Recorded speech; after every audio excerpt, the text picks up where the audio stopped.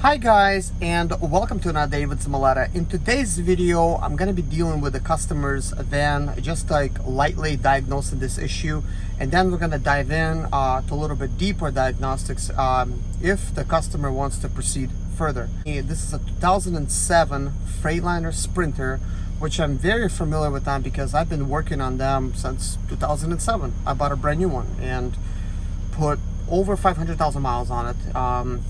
And I currently own 10 Sprinters, and I've seen various problems. So first, let's take a look at what kind of codes this fan is having, because he came in with a complaint that it's very sluggish, it's very poor acceleration. So let's take a look at the codes. Hey guys, I just got another van in for service. This is a 2007 Freightliner Sprinter.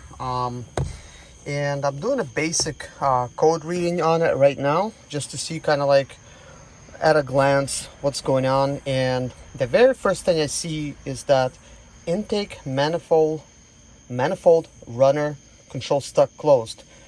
So that means this intake is not breathing. So for some reason it is stuck. So that is a problem. Let's take a look at some other codes and we'll discuss some of these, what's going on. Turbocharger, supercharger under boost, which is pretty easy to figure this one out. This can either be under boost or over boost, and can be anything from a turbo being damaged to a boost leak to an EGR. It could do with many different things, but this is a simple PO299, which usually means there's a tear or rip somewhere in one of the piping. It can also be a bad seal right there at the air intake pipe where the turbo is. It can be many things like that. So let's take a look at some other ones really quickly. So number 2 says intake manifold runner control stuck closed, bank 2 A2.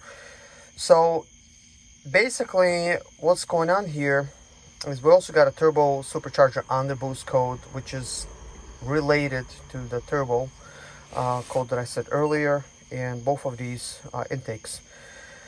So let's go ahead and start this van. I'm gonna go ahead and take it on test drive before I delete this code. So anyways guys, I'm getting ready to drive out of my driveway. I'm kind of like next to my handy dandy garage.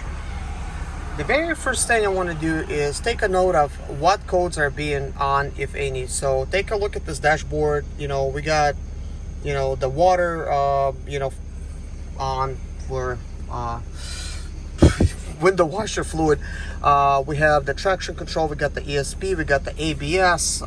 We do have a check engine light on. We do have an SRS indicating that possibly it could be bad clutch spring instead of the steering wheel, or it could have been in a car accident to cause that to happen.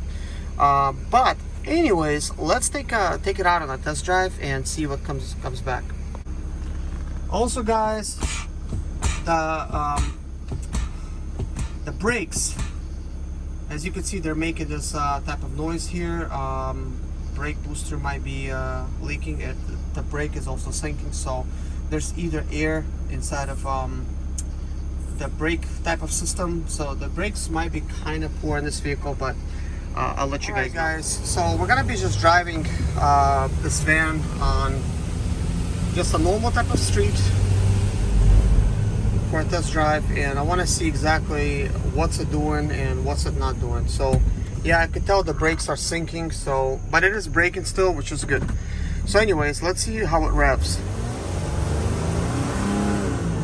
It actually revs pretty nicely. I like that. I do see some smoke coming out in front. I'm wondering what's coming out in the back. But anyways, at this point I haven't deleted any code, so I want to see the drivability. So let's see how well it accelerates. Okay, I definitely hear a lot of air leakage. So this is where the turbo is basically losing air. But now on the normal street it accelerates okay, you know, nothing major. but it accelerates okay. So now I'm gonna take it onto the highway and see how it does. So anyways guys, we're getting ready to accelerate on the highway. I'm hitting the gas at full blast. As a matter of fact, it's going so much slower than it did before. I'm not sure why it started going a lot better than it was, but now it's going kind of dangerously slow. So I need to turn some flashers on. Wow, now it's accelerating like horribly. Like it seemed like it wanted to accelerate pretty good in the beginning. So possibly the code maybe reset itself for the turbo. Alright guys, I've made it to my lake park where I like to take my vehicles to, and I just kind of made a turn here. So here's what I want to do. I want to see how good it revs. Well, now this is normal. This is normally how a van with pretty bad turbo type of situation should be accelerating. It should be in limp mode like this. For some reason it got out of limp mode even though I haven't deleted any codes, and then it was driving pretty good. Like it was driving pretty good, I didn't get a chance to really accelerate it, but it was, as you can see, it was accelerating above 3000 RPMs, which is actually a pretty good sign. It means that there is some chance for this van after all. So let's hear it. Yeah, I'm hearing all kinds of spraying of air. This is what I'm hearing. So here's what I'm gonna do. I'm gonna go ahead and delete the codes. And here we are. I'm gonna erase them. So I'm just gonna accelerate here slowly. I could hear a major air leak. I could just hear it, hear it, hear it. And I'm just accelerating it very lightly. I'm not like pushing the gas down very hard at all. On the last test, when I took it out on the highway, for obvious reasons, you want to put your push your pedal to the metal, as they say. So I had the gas pedal all the way down, and it was just accelerating very, very sluggishly.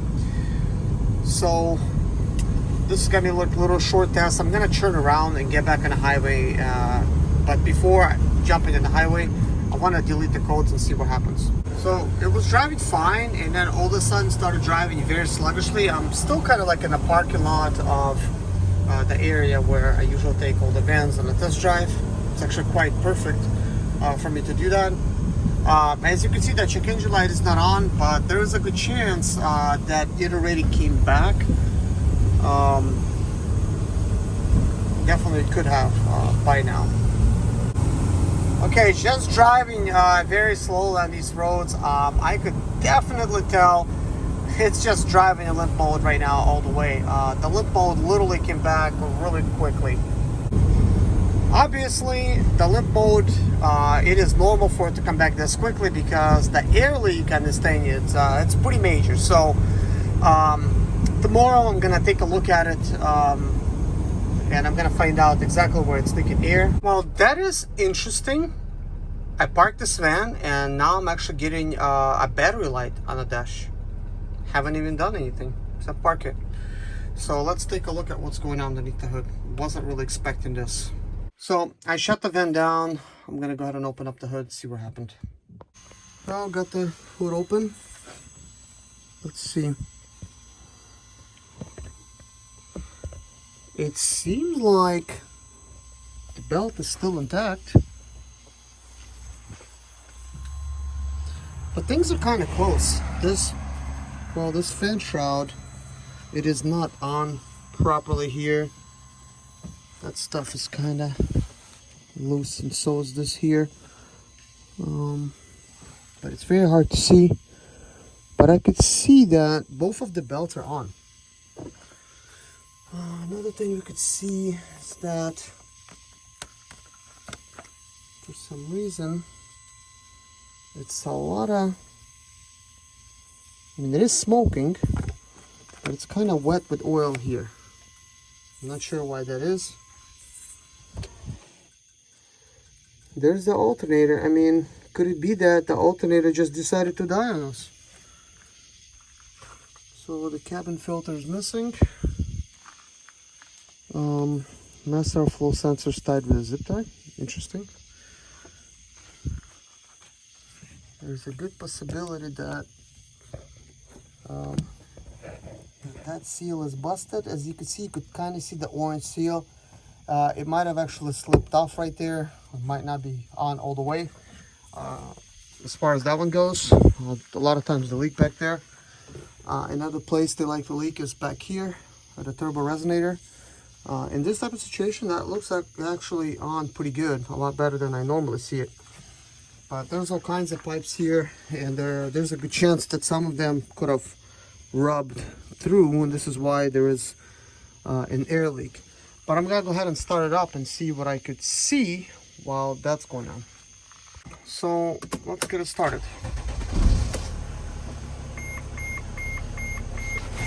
Well, look at that. All the lights disappeared. Battery light disappeared. This is what we're getting now. Interesting. Interesting to say the least. Why did the battery light come on to begin with? Could it be bad ground somewhere? Loose wire on the alternator? Bad Y cable? A lot of things could definitely be going on. Also, the battery is located underneath this mat, so I guess we'll see what we could discover. Wow, I have actually never seen this mat get destroyed. Apparently, somebody drove the hell out of this van. Look at this. Ain't that something? I'm not sure how many miles this van has, but I mean, it seems like this is okay. So there is one bolt there and one here, so that is that. All right, so this van is running, so what we want to do right now is we want to listen, see if we can hear anything.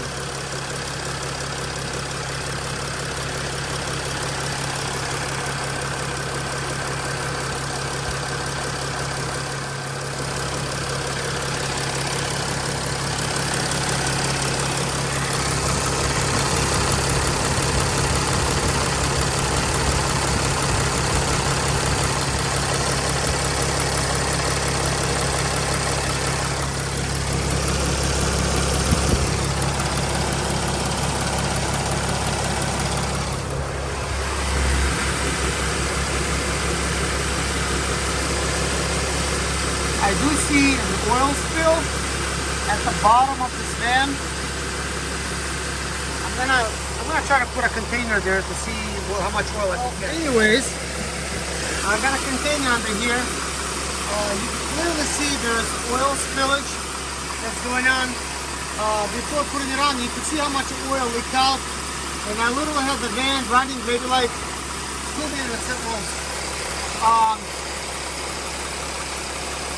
As you can see, to the right, where the start is, it's very oily.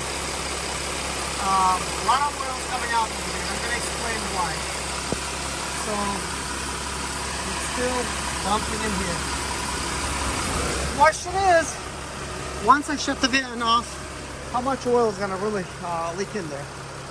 As far as the sound, how this van sounds, it sounds pretty good. At least as far as it sounds. I could hear some things which I will talk about later on, but at this point, that's of less of importance. But I could definitely hear hissing. I hear some other stuff. Anyways, let's get started. So, anyways, let's see if we could rev it a little bit.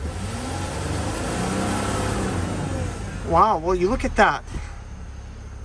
Okay, all right. That does explain things. Okay. Last time I deleted the codes, that was all the way in the park. The park is 3 miles away from me. When I arrived here, battery light came on. Once I was parking, I shut the van off, battery light is gone, and now all of a sudden, the power's back. You could kind of see that. So, let's shut the van off. So, it seems like this van, it's resetting its limp mode every time you turn the key off.